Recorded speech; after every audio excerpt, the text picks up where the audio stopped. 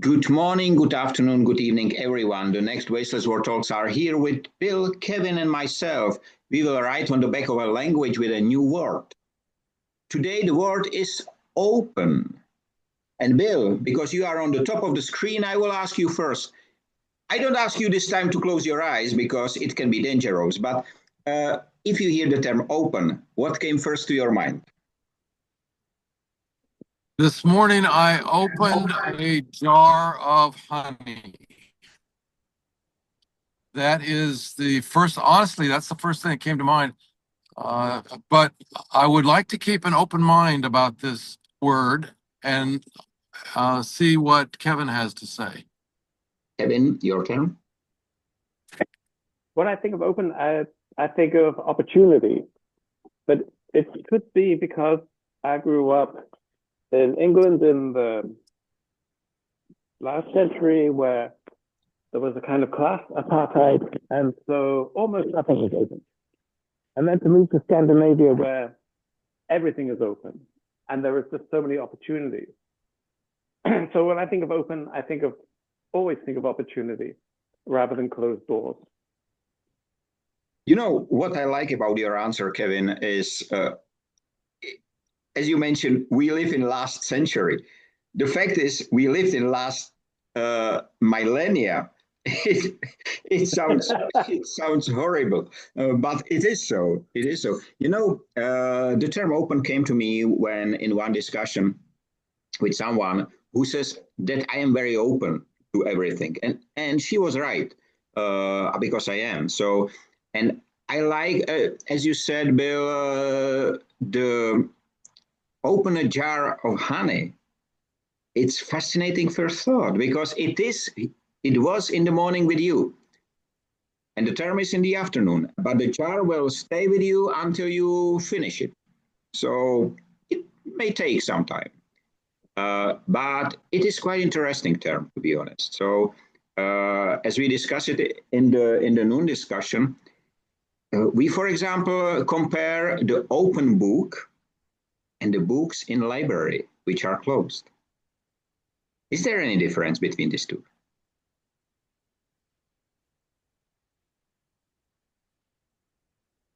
Well, it takes somebody to open the cover of the book for it to become open. And in the same way, to have an open mind in a discussion, it takes somebody, it takes an action from a person to keep an open mind because it's too easy to always say, no, that's not my way. No, that's not my idea. And to be closed to it. So it requires some action. Do you see the same, Kevin? Yeah, I think that if I see somebody reading a book on a train, I can't help myself. I have to find out what that book is, you know, because they've gone into a world which could be just incredible. And so I need to find out why they're smiling, why they're laughing, why they're enjoying this book, why did they buy it? I can't help myself. I don't know if you know the trilogy of books, Sexus, Nexus, and Plexus. I think it's an American writer. It appears after the Velvet Revolution where, let's say, the pornography arrived to Czech Republic. And it was very interesting to read, especially Sexus in the subway. Because there was a big letters written Sexus. And it was very interesting to look at the faces of the people really discuss what this young man is reading in the train. But, you know, in the noon discussion, there is Leslie Flowers. She is a writer as you. And she said, you know, if you open a book in a library, you get the energy or you concentrate your energy on this one book only. But if you enter the library, there is no book open. You absorb all the books' energy. And that was very interesting thought. So even without opening the book, there is the energy. And this is why I asked the question, because the next question can be, do you think that to be open means new beginning?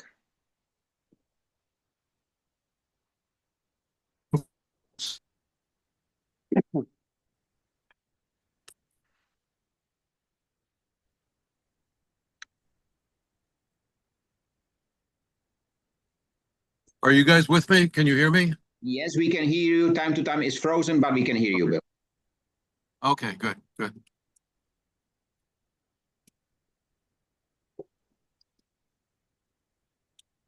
Yes, to your question, there's just opening the cover of a book is energy, anticipation, maybe a little bit of distrust.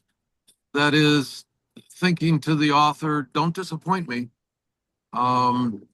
So it's like meeting a new person.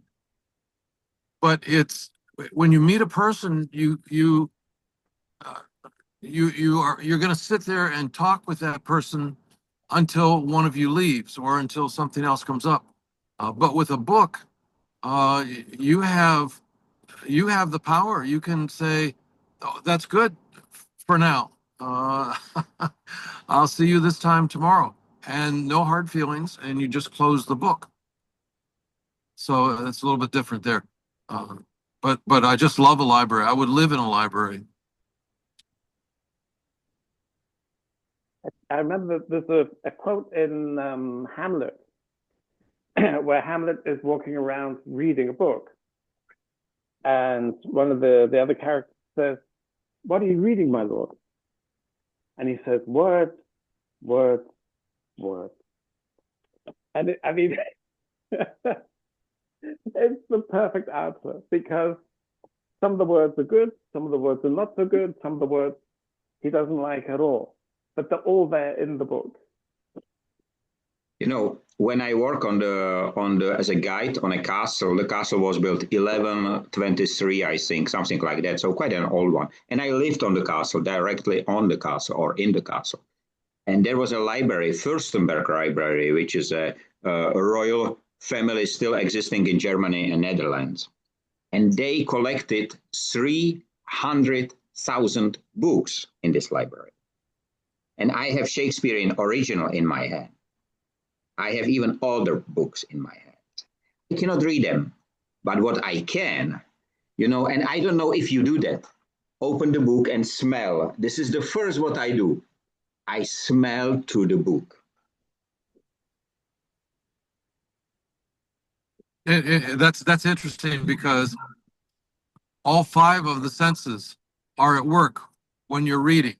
Your eyes are reading, but you hear the pages turn, and you smell the book, and of course you're touching the book. So all of the senses are at work, and each one of them delights the brain in a different way. Yeah, and there's so much history. I'm reading this book. It's from 1922, and you can see that the type is set in metal, so you can see it pressed down into the paper, and the paper has a high cotton content, and so it feels different to modern paper. And of course, it has a hard cover. But if you pick up a book from 20 years later, it was published during the war, the books were smaller to save on paper. The writing was much smaller, again, so you could get more words per page. And each book has history. It's a physical history every time you pick one up. Unfortunately, if I buy a book today, it doesn't smell well. Yeah, especially the ones that are electronic. I don't buy these. I really buy only paper book, but it's a long time because of my eyes. The only disadvantage with a book are my eyes, because you cannot make the letters bigger just with touching the page. So I have to read slower. But on the other hand, I have broken a few keys on my keyboard on the notebook. And it let me write slow. And I never write slow before. I am not a fast, I cannot write with all 10. I write with 4 or 5 or 6, I don't know.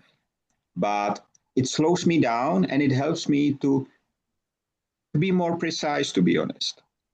And it's quite interesting. So I think that even, but speaking about the term open, why do you think that we, the society, mean the economy, we invest more in installing doors and gate instead of opening or eliminating them to make the space open?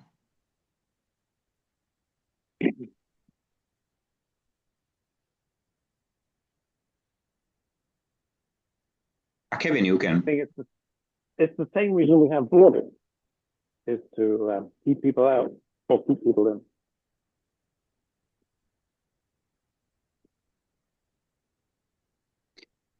Is there anything which is for you more associated with the term open than open mindset or open door? Is there anything which you just say, okay, I never thought it can be open as well? Well, there are some people that are, in my judgment, I don't like to judge, but in my judgment, are not open people. They, especially in these political climate, are not open. They're very set in their ways. They have everything figured out. They know everything, and their way is the only way. They're very closed. And somehow, I would love to know a secret of how to open their mind just a little bit, just an inch, so that maybe there would be some sort of connection. On the other hand, I have, within the last couple of years, I've recently stopped worrying about that. It's not worth my energy to try to open a closed purse, to frustrate myself trying to convince a closed person. So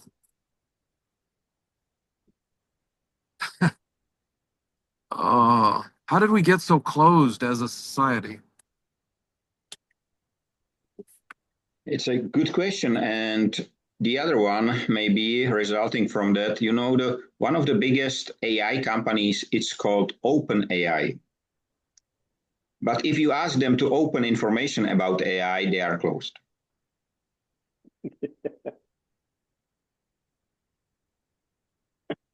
I wonder if that causes them any cognitive dissonance to have a name like that and to operate differently. Every one of us sign a lot of contracts in our life. But before entering or signing any contracts, we sign NDA. We don't sign. Yeah, right. Sign. We are transparent. We sign. Please don't be transparent at all. Everything is secret. Right. But the issue is everybody knows the secrets, but still you have to sign NDA. It's. I don't know. I cannot answer your question, Bill. And NDAs, I've probably not signed an NDA in 10 years. And you're just mentioning that word makes a knot in my stomach. I have seen, Kevin, you have something to say. I was going to say, when I was working in Germany, of course, quite often I would be asked, what is this word in English? Well, you can use the following word. And after a while, it was no fun just to give a straightforward answer. So the next time someone asked me, I said, I would love to tell you which word this is, but I can't because it's one of our secret words. You're playing with them. Yes. Yeah. And he's, well, you have secret words? I say, yes, of course, don't you? No, we don't. Everyone can use them. You Uh, you remember this stand-up comedian from Iceland? I don't right now remember his name, as he spoke about English and this hidden letters. Yes. That was so good. He is so good. He is really so good. So, uh, but I'm just now asking myself, as Bill was asking, where came this really this secrecy, this closing the doors? Is it because we invented the doors to be closed? The original doors, I think, has been invented to protect ourselves or the property from someone or probably an animal coming inside. Then it's defensive, right? To yeah. to protect ourselves. And we keep this, but protect ourselves not only from animals, but from everything and everyone. Yes. So, is there any key to open the mindset of people? Because I'm asking myself if in the world of animals and plants exist open and closed concept. In a way, we are using it in our society. Is it possible that the open or closed is a function of us? I am closed to that. So, for example, what came to mind was I've seen a number of videos, um, or films, just short ones, for example, that will show a person playing the violin to a herd of cows, right? Or the little girl in the aquarium touching the glass with the octopus or the uh, whale on, something else on the other side. They all respond. They all respond, and yet for for the first big part of my life, I thought animals were meant to be eaten. That's the only reason they're around, is to feed us, right? Um, so I've not seen any of these films that shows a cow looking at the guy playing the violin and rolling his eyes as if he's calling the man stupid and walking away. I've never seen that. Or the little girl touching the glass separating her from the octopus, and I've never seen the octopus roll his eyes and swim away. So maybe open or closed having to do with animals, including humans, is on our part. We're the ones who are either open or closed, and the animals are not. The animals are all open. How about nature? Can Yeah, nature be open or closed?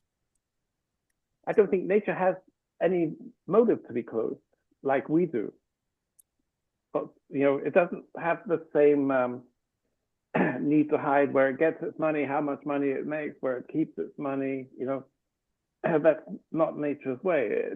You imagine nature was more about sharing rather than hoarding. And is sharing part of openness? Yes, absolutely. I have. Sorry, Bill. No, that's a good point. Sharing is openness to the next level. I just have here a book from a Polish author. It's called The Grill Bar Galaxy. I don't know whether it was translated in English, but it's a really, really great book. It's about from the future where creatures, living creatures communicating, live on many planets, humans can travel and so on. And this is about a chief in a restaurant who prepare special meals. And the only rule is you cannot cook and eat anything what has brain or what, let's say, think. Mafia, for example, are mushrooms because mushrooms have big heads. They are mafias. And it's a very interesting story. It's very funny. It's science fiction, of course. And in one of the moments, the chief in the restaurant become the meal. He has to run away and so on because those who would like to eat him say, you are not thinking. And it's a really interesting book. But as you mentioned, nature, I do agree. And I think sharing exactly as Kevin says, nature is not set up to make borders or doors or anything else. Everything can be shared because nature knows that no matter whether I will eat the apple or you or Bill or anyone else or any animal or if it will fall down on the bottom, it will never get wasted. So I think the openness is closely connecting to wastelessness in some way. Ooh, that's a big step. Okay, I like that. Yes.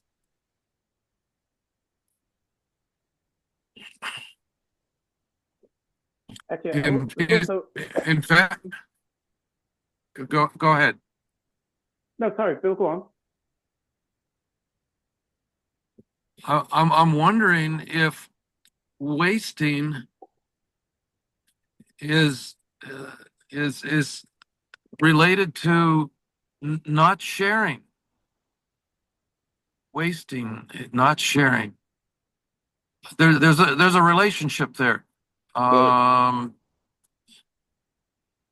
It is a direct relationship, Bill. Direct relationship. This is generally stated in the waste prevention legislation is exactly before wasting it, offer it to someone else. This is what nature does.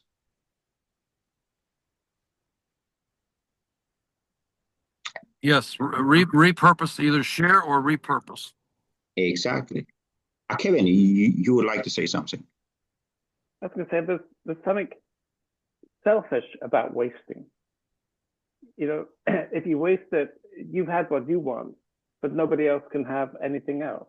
No one else can have any more of it. And that's because of power. That means that you have the power. That's ego.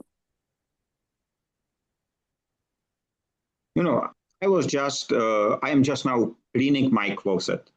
And I realize closets are very stupid invention. All the shirts there shrinked. Just 10 years enough, and not a single one fits my shape. So I have to give them away. And I don't throw them away, but I am giving it to a lady who transferred it into, so she remade it into something different. And it's such a great story, so I'm giving all to her. Actually, this reminds me of a story. Anna teaches English, and she found this thing. It was a translation from what the English say to what the English means. So if somebody asks an English person, what do you think of this? If you say it's not bad, it means it's really good. If we say it's okay, we mean it's not good at all. And she said, is this a joke or is this real? I said, oh, it's real. We tend not to be so open to say what we actually mean. So we disguise our true thoughts. And she thought this was really, really backwards. This was really, how can you cope with this? But then, talking of shirts, I bought a new shirt and I asked her what she thought of it. And she told me.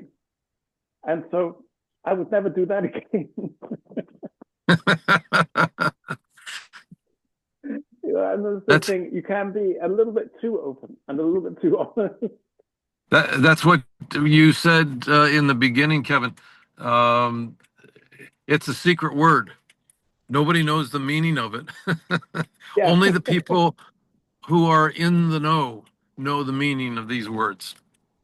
Yeah, I think we drive Americans crazy with this as well sometimes because you know what we say isn't really what we mean. You have to know the code. You have to know the code, yes. And is it the code the same as the key to the door to open them? Yes. Yep. So we are back on language, because if we use a language which we will call open language, which for me is the language which three of us are speaking every single Wednesday, so the language of efficiency, speaking from our heart to the heart of the others. Because we have nothing to hide. Why should we hide anything? So we don't need the secret words. We use just the normal words. And me, as a stranger to English, I use even time to time very strange. I use the words strange way, let's say, not a common way. But it helps the others to see it from a different perspective. That's exactly, I think. So making the mistakes is right. I just, I get confirmed the next keynote as I was in Singapore, so I will go to Malaysia, to Kuala Lumpur in November. And being there, I was thinking, okay, so maybe I should meet the royal family members and the prime minister and similar. So, but because I never write a letter to a king, so I asked Grok to write a letter. He did great for Pope, so why not for King? And he did it quite well. I have to change something, of course, but it's not bad at all. So I use it and I write an open letter out of it, made an open letter for the businesses who would like to meet me during that time. And again, I use a very simple language, because if I don't, I will not understand it myself. So how should I understand the other people? And I think that's so important that we do these talks. So few people in the world do what you just said.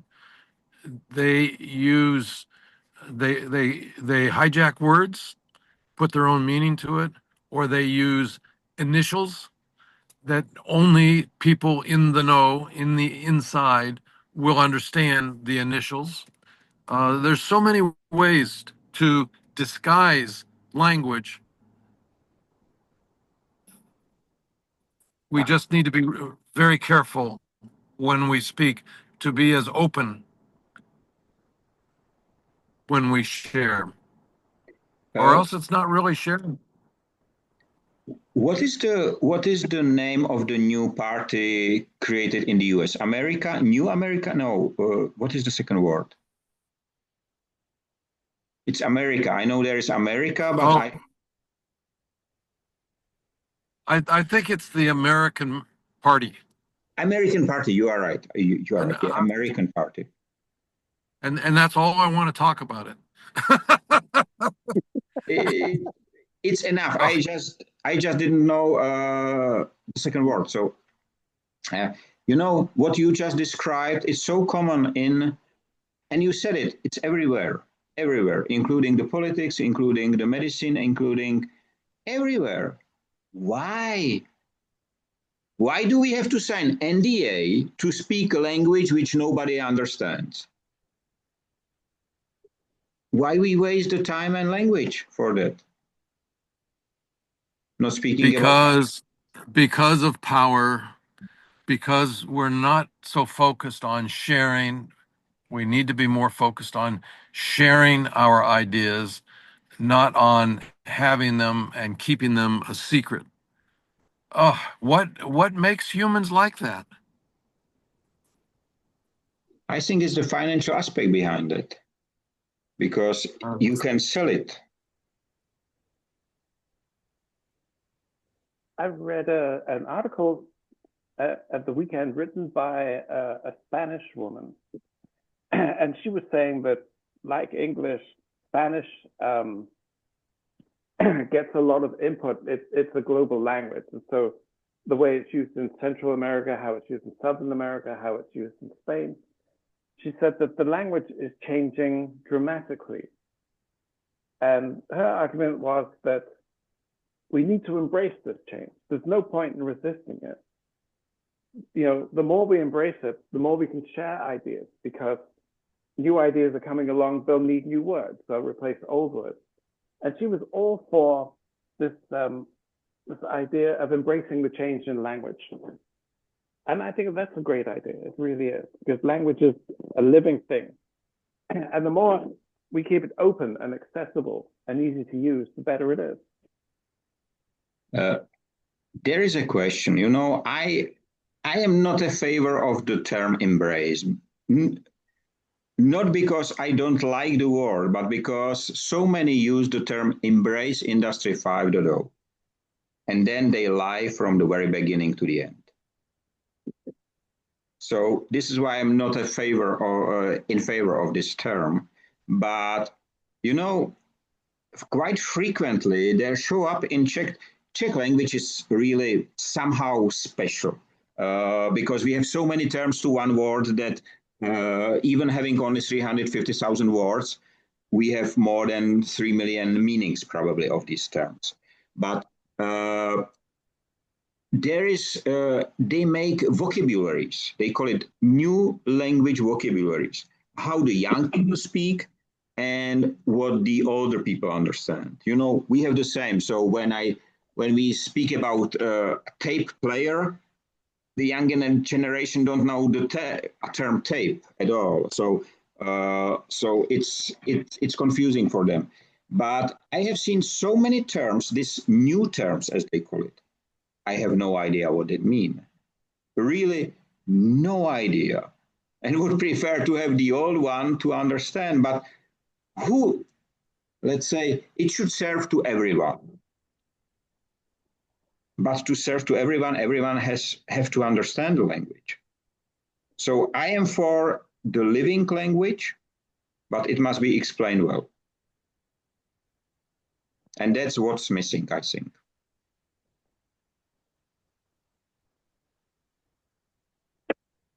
Yeah, and some of it is intuitive. You can see how one word can morph into a new meaning, which is really, I think that's really interesting.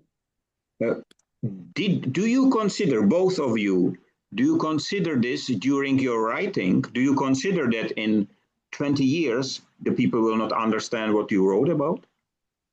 No, I don't know. Maybe Kevin, you do, but that goes back to your old question, Michael, of do you write for the readers or do you write for yourself? I write for myself, and it must be clear to me. That's what I write for. So I don't consider the meaning that some younger generation may or may not understand. Does that make sense? Yes, yes. What about you, Kevin? Yeah, I'm the same. The last book I wrote takes place in 1918, but it was still written in 2024, and it, you know, that's when it's written. That's how I wrote it. So we live in the now, so we write in the now. You have next to you the book from 1920, whatever, as you show it. How hard for you it is to read it? Really difficult. It's in 100 years, the structure of sentences has changed. The meaning of certain words have changed. Some words we just wouldn't use in the context that they used 100 years ago. It's not easy. But it does not mean that you don't enjoy it. No, and it's harder work. That's all. But it's nice to see how they use words compared to the way you use them. It's to some degree it is entertaining, like a challenge. Yeah. Just to tell you, we have 5 minutes left. Okay, so 5 more minutes on the way. When we have spoken many times about education, my question to you, both of you, does education today open the mindset or close the mindset? It depends on what type of education that is. Hold on just a second. So educate. I would like to do a whole session on education. Education, when I was growing up, we were given, here's what you learn. You go into class, you take notes, you listen to the professor. It's one way, it's a monologue. If the teacher will challenge you and say, what do you think? Or how does that strike you? Then they're expecting an answer, and they're expecting a dialogue. So uh, so that's an education. That's where your mind gets opened. It's like these talks. You, Michael, you ask questions, and my brain is stimulated, and I open. So great question. Right, good to the point. Yep. Your point of view, Kevin? I think it depends on what's being taught. If it's a hand skill, of course, there is one way to do it. And so a good student will study and learn that way of doing things. Whereas if you're in the university, that's the place to exchange ideas. And it can't, like Bill says, it's not a one-way street. It's not a monologue. It has to be a dialogue, because the idea of university is an exchange of ideas and to expand your own ideas. But I think education would be a great thing to spend 40 minutes discussing. We will for sure, but before doing that, I have a quite interesting discussion in the morning, several discussions, and in one of them, there was a question: who enjoy most the human resources,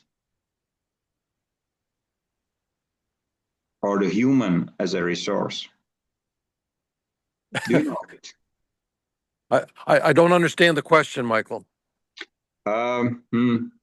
Maybe you will understand after I give you the answer. Okay, cannibals. A cannibal will enjoy human resources. Okay. Okay. It's just about the open mindset. Czechs are specialists in doing joke of everything. This is the first protection of our nation to make a joke. And I have to say that the discussion about openness was so interesting. Not only that you was on the way, Bill, but it was again very interesting. We have 1 minute 40 left. So anything to say to the end? Remain open. Yeah, it's certainly not a compliment to be called closed-minded. That's nice. That's nice. Or to be considered closed, actually. All right. So thanks a lot for your time. It was again a great time. And I would like to thank you and have a nice time, free of waste and wasting in all its forms. Stay safe, be free, be human, and be open-minded. Every single moment of your life. Thanks a lot, and see you next week again. Bye-bye. I'll see you guys next week. Bye-bye. Bye. Bye-bye.